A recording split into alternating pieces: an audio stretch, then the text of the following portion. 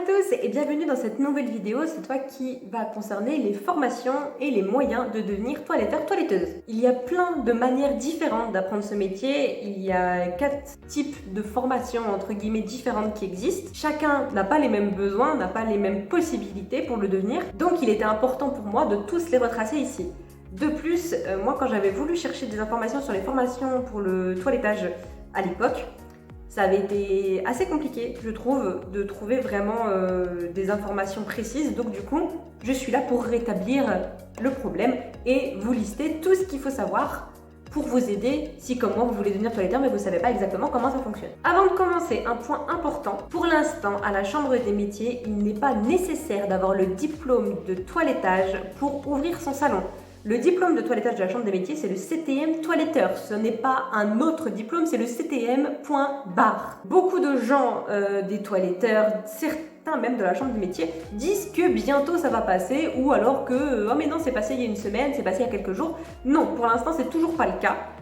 Et moi, quand j'étais allée m'immatriculer cet été à la Chambre des métiers, j'en avais parlé du coup au monsieur que j'ai rencontré parce que moi je l'avais donc c'était pas trop un problème, mais je lui ai demandé quand même comment ça se passait et il m'a dit que lui, en 30-35 ans qu'il travaille à la Chambre des métiers, il n'a jamais vu un métier non réglementé devenir réglementé. Donc en vrai, je pense, avec ce qu'il m'a dit et ce que je vois, que ça passera pas, parce que ça fait des mois et des mois que tout le monde dit ça passera le mois prochain, ça passera, ça passera. Pour l'instant, c'est pas encore le cas. Pourquoi je précise ça? Parce que là, je vais vous citer 4 formations existantes pour devenir toiletteur, mais il n'y a que le point numéro 2 qui donne le diplôme officiel, le CTM toiletteur. Donc, pour les autres formations, si jamais ça passe, admettons, demain ça passe, au final je dis des bêtises, déjà je l'indiquerai dans les commentaires que ça a changé officiellement. Et de deux, de ce que je crois savoir, vous pouvez passer les examens en candidat libre. Je crois, faut pas hésiter à vous renseigner, c'est ce que j'avais entendu à l'époque. Donc si vous avez été formé mais juste qu'il vous faut le diplôme pour ouvrir, et bien dans ce cas-là, n'hésitez pas à essayer de le passer en candidat libre, ça peut toujours servir. Alors on va commencer avec le point numéro 1, et pas des moindres, les formations à distance. Alors les formations à distance, ça fait un débat monstrueux chez les toiletteurs, chez même plein d'autres métiers, parce que maintenant les formations à distance, il y en a vraiment pour tous les métiers. En fait, la plupart des toiletteurs sont un peu indignés de ce genre de formation parce que le métier de toiletteur, c'est quelque chose qui s'apprend en pratiquant, donc un métier manuel, qui donc n'est pas possible d'apprendre avec des vidéos et à distance. Certes, la théorie c'est important, mais ça ne suffit pas. Ces formations sont proposées par un nombre d'organismes sur internet incroyable, ça s'est beaucoup démocratisé. Je crois qu'il y en a presque une vingtaine qui proposent la formation à distance de toiletteur. De plus, ça coûte quand même assez cher. En général, ce genre de formation, ça coûte un SMIC à peu près. En plus, à chaque fois que vous êtes engagé, il n'y a qu'avec Audreco, il me semble, que vous n'avez pas d'engagement. Et en gros, comment ça fonctionne? Il y a quelqu'un qui vous appelle, blablabla, vous signez des contrats, vous payez, et ensuite vous recevez les cours donc chez vous. Vous recevez des cours en livre, en vidéo, sur des plateformes en ligne, ce genre de choses-là, et vous apprenez comme ça. Pour autant, ils vous donnent des conventions de stage pour faire des stages en vous conseillant d'en faire pendant au moins un mois. Ça suffit pas, un mois, vraiment pas. En plus, ils n'arrêtent pas de vous dire qu'ils connaissent plein de monde en France et que du coup pour trouver des stages avec eux c'est ultra simple. Alors, si c'est le cas, va falloir que les toiletteuses qui sont concernées par les partenariats avec des formations à distance me le disent. Parce que j'en ai jamais entendu parler par une toiletteuse. Jamais. En plus de ça, ils vous promettent que c'est un diplôme reconnu par l'État, le diplôme officiel, pas du tout. Ce qu'ils vous donnent à la fin, c'est un certificat de fin de formation. C'est tout. Ça ne vaut rien du tout. C'est vraiment... ça ne vaut rien. C'est pas la peine de vous ruiner là-dedans, ça ne vaut rien du tout. Si vous amenez ça à la Chambre des métiers, admettons si la loi elle passe et qu'il y a le CTM obligatoire pour ouvrir, ça ne suffira pas. En plus, vraiment, ils vous vendent du rêve au téléphone. Moi, le gars, il m'avait dit que comme en général ceux qui font la formation de toiletteur, ils ouvrent leur salon après. Il m'avait dit que moi, quand j'ouvrirai mon salon, et ben c'est ce centre-là qui vont m'aider à ouvrir mon entreprise, à faire ma paperasse et tout.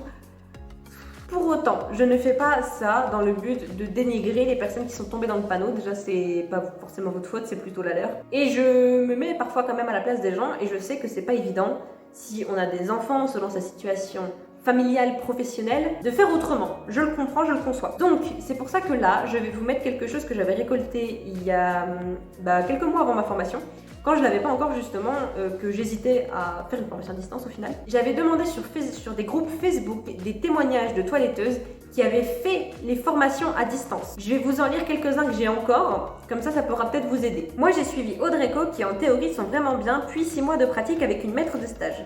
Cela fait 6 ans que je suis à mon compte et cela se passe bien. Régulièrement, je fais des formations en école afin de me mettre au niveau sur les nouvelles pratiques. J'ai fait ma formation via le Centre européen de formation. Très sincèrement, j'ai eu la chance de trouver plusieurs stages qui m'ont beaucoup appris, mais ce centre vous prend de l'argent, vous envoie vos cours et c'est tout. Il faut s'accrocher. J'ai validé tous mes modules dans la théorie et j'ai reçu mon diplôme. Pour eux, je suis prête à exercer. En passant par le Centre européen de formation, il faut être très motivé et surtout trouver beaucoup de stages. Je suis actuellement avec IFSA. Il faut être très motivé et sérieuse pour les cours à distance, mais c'est possible puisque je suis en fin de formation. Il faut surtout faire beaucoup de stages. J'en suis à mon 7e mois de stage. Les stages sont vraiment très importants pour la pratique. Avec seulement les cours, ce n'est pas possible. Donc c'est ce que je vous expliquais. C'est un métier qui n'est pas possible d'apprendre réellement uniquement avec de la théorie et à distance. Donc il faut des stages. Moi, mon conseil majeur, c'est que si vraiment vous n'avez pas le choix, vous pouvez faire que des formations à distance. Admettons, vraiment, tout ce que je vais citer après, c'est pas possible, ça ne peut pas se faire pour vous. Assurez-vous tout d'abord de trouver des stages. Vous allez voir tous les salons aux alentours de chez vous, vous expliquez votre situation et vous leur dites « Voilà, j'aimerais faire une formation à distance, mais je ne veux pas payer et m'engager là-dedans tant que je ne suis pas sûre d'avoir des stages qui m'apprendront pour de vrai le métier. » Tant que vous n'avez pas ça à la clé, ne prenez pas les formations à distance par pitié. En plus de ça, un gros warning, j'ai vu beaucoup de gens pour qui les formations à distance, pas forcément de toilettage, un peu de tout, prothésiste ongulaire, esthéticienne, en crèche, décorateur, etc. J'ai vu beaucoup de gens se faire arnaquer, soit ils n'ont pas reçu les cours, soit quand ils ont voulu résilier alors qu'ils étaient dans le bon temps de résiliation, ça a été refusé, ou alors après ils ont eu des lettres d'huissier, ce genre de choses-là. Vraiment, faites attention. Ne croyez pas tout ce qu'ils vous disent au téléphone, c'est leur métier de vous vendre leur service au téléphone. Ne faites pas trop confiance à ces gens-là et renseignez-vous au maximum. Alors, nous arrivons au point numéro 2 qui, en soi, le point numéro 2 est en 2 parties. Nous allons donc sur la formation, la seule formation qui vous donne le diplôme du CTM toilettage. Cette formation existe en 2 versions, la version en apprentissage et la version pour adultes. Ce CTM se passe dans des CFA en France, il y en a 8 en tout qui font cette formation, qui sont donc Donneville, Marmande, Mulhouse, Saint-Gervais d'Auvergne, Dinan, Arras et Montaigu-Vendée. Comme je l'ai dit donc, il existe 2 versions. On va commencer par la version pour apprentissage. Pour ceux qui ne savent pas, je répète ce qu'est l'apprentissage. Donc vous devez trouver un patron qui lui va vous former sur 2 ans. Durant ces 2 ans, vous avez un mois qui se compose d'une manière qu'une semaine vous allez à l'école, les 3 autres semaines vous travaillez avec le patron. L'apprentissage, c'est de 16 ans jusqu'à 30 ans, de ce que j'avais entendu d'un professeur, moi quand j'étais en formation. Même au-dessus de 30 ans, on peut avoir des dérogations pour passer l'apprentissage, mais ça reste quand même plus compliqué, je vais vous expliquer après. La différence entre un apprentissage et un stage, c'est que l'apprentissage est rémunéré et là est tout le problème. Il y a beaucoup de salons qui peuvent pas se permettre de prendre des apprentis en fait parce qu'ils n'ont pas les moyens tout simplement. Et en gros, à la différence d'un salarié, un apprenti est payé en fonction de son âge. Un apprenti de 16 ans ne sera pas du tout payé de la même manière qu'un apprenti de 25 ans. Je vous parle un peu de tout ça sur la vidéo sur mon parcours parce que moi, du coup, quand j'ai commencé à me renseigner pour les formations, j'avais 24 ans et j'ai essayé naïvement de chercher un patron, sauf que déjà, encore une fois, à 16 ans, c'est pas toujours évident parce que les toiletteurs n'ont pas toujours les moyens, moi compris. Mais alors, quand on a 25-30 ans et qu'il faut nous payer presque au SMIC, c'est vraiment pas possible. Il y a des gens qui ont prouvé que c'était possible de trouver, mais ça reste quand même très compliqué à trouver de manière générale. Si vous voulez trouver un apprentissage à un certain âge, donc à plus de 20 ans, entre guillemets, sauf si vous avez vraiment de la chance, faut pas hésiter à bouger un peu partout en France. Sauf que moi j'ai pas pu le faire parce que je trouve que ça engendrait beaucoup trop de frais par rapport à la formation dont je vais vous parler maintenant, qui est donc la version du CTM mais pour adultes. Donc la formation pour adultes, elle n'est pas accessible à partir de 16 ans mais à partir de 18 ans jusqu'à n'importe quel âge, il n'y a pas de limite. La différence majeure avec l'apprentissage, c'est que déjà elle ne dure pas 2 ans mais 8 mois et qu'elle n'est pas gratuite parce que vous n'avez pas de patron et elle coûte environ 6 000 € mais est finançable. Elle dure de novembre à juin, vous avez 11 semaines de stage en tout, donc du coup c'est des stages non rémunérés donc beaucoup plus simple à trouver qu'un apprentissage. La plupart des CFA en plus connaissent un petit peu du monde, donc c'est à vous de chercher quand même vos stages, mais si jamais vraiment vous cherchez, vous trouvez pas, en général ils peuvent un peu vous aider. Pour les différents financements qui existent, je vais vous citer tous les moyens de financer cette formation que je connais, en tout cas s'il y en a d'autres, dites-le moi en commentaire, mais je ne pense pas. Alors, le premier, c'est Pôle emploi. Alors, Pôle emploi, certes, il faut avoir un bon conseiller. Moi, j'ai eu de la chance, quand j'étais à Pôle emploi et pour ma formation, j'avais un très bon conseiller et c'est grâce à lui que j'ai pu faire ma formation, littéralement. Mais dans tous les cas, n'abandonnez pas. Si vous êtes chez Pôle emploi, que vous touchez le chômage, n'abandonnez pas. Quitte à envoyer des mails toutes les semaines à insister, essayer par pitié parce qu'il y a beaucoup de gens qui ont eu leur financement par Pôle emploi, donc c'est possible. Ensuite, il y a le CPF, donc le compte personnel de formation. Alors le CPF, pour ceux qui ne connaissent pas, qu'est-ce que c'est? C'est un compte du gouvernement, en gros, où en travaillant, vous cumulez de l'argent dessus. Par exemple, moi qui avais travaillé 2-3 ans dans ma vie à peu près, dessus j'avais cumulé 800 euros. Donc avec ces 800 euros, j'ai pu payer une partie de ma formation et Pôle emploi a financé l'autre partie. Le CPF, ça peut être utilisé dans plein de types de formations différentes, pas que le CTM, ça peut même être utilisé parfois pour le permis. Donc ça peut toujours, selon si Pôle emploi n'est pas trop chaud, vous financez toute votre formation, ça peut financer une autre partie de la formation et donc les motiver parce qu'il y a moins à payer, tout simplement. Alors ensuite, il y a la région. La région, de ce que j'ai compris, pour qu'elle accepte déjà, il faut que vous soyez de la même région que le CFA que vous visez. Donc par exemple, moi c'était pas mon cas, donc j'aurais pas pu être financée par la région. De plus, de ce que j'ai lu, c'est Pôle emploi en fait qui vous donne les formulaires et les dossiers à remplir. En fait, s'ils n'acceptent pas, c'est eux qui vous renvoient vers la région pour qu'ils vous financent à leur place, en gros. Ensuite, il y a Transition Pro. Alors, en toute honnêteté, c'est vraiment celui que je connais le moins. Je sais juste qu'il existe parce que dans ma formation, il y avait 2 personnes qui s'étaient fait financer par ça. En gros, le principe de Transition Pro, c'est vous avez un emploi, vous faites un dossier à Transition Pro pour faire une formation, et en fait, pendant que vous faites votre formation, vous êtes toujours embauché à l'endroit où vous travaillez. Ça veut dire que vous faites votre formation, donc vous n'allez pas travailler là-bas, mais pour autant, vous avez toujours votre place, donc vous n'êtes pas licencié, vous n'avez pas démissionné, vous avez toujours votre salaire qui tombe, et une fois la formation terminée, vous reprenez votre travail. Ce qui peut faire du coup une sécurité selon comment votre formation se passe, selon plein de choses de la vie qui peuvent arriver. Ça peut vous faire une sécurité et ça peut être assez rassurant. De ce que j'ai cru comprendre quand même, Transition Pro, ils demandent quand même un sacré dossier, donc n'hésitez pas à vous renseigner, je vous mets leur site internet pour les contacter en barre d'infos, n'hésitez pas, ça peut toujours aider. Bien évidemment, pour ça, il faut également que votre patron soit d'accord. Si votre patron n'est pas d'accord, je pense que ça passe pas. Et bien sûr, vous pouvez également financer les 6 000 euros de votre propre poche et de votre propre compte bancaire, mais personnellement, ce n'était pas mon cas. Alors maintenant, le troisième point, nous en venons sur ce que j'appelle les formations privées. Les formations privées, qu'est-ce que c'est? C'est des formations directement dans un salon de toilettage. Il y a des toiletteurs maintenant qui, au sein de leur salon, créent des propres formations, en gros. Ça peut aller du petit stage de 3-4 jours de perfectionnement à 6 mois de grosse formation de quelqu'un qui va apprendre le métier de A à Z. Au niveau de la qualité de ces formations, il y a rarement quoi que ce soit à leur reprocher. Il y a beaucoup de pratiques pour apprendre, ils vous donnent beaucoup de conseils, il y a un peu de théorie aussi.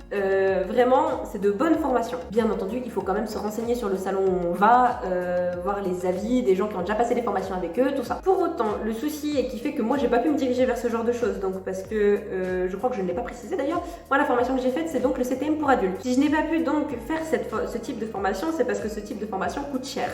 Encore une fois, je ne jette absolument pas la pierre aux toiletteurs. C'est tout à fait normal d'avoir une rémunération juste pour tout leur travail. Surtout si la formation elle dure plusieurs mois, ben, c'est normal qu'ils ne vont pas la faire gratuitement.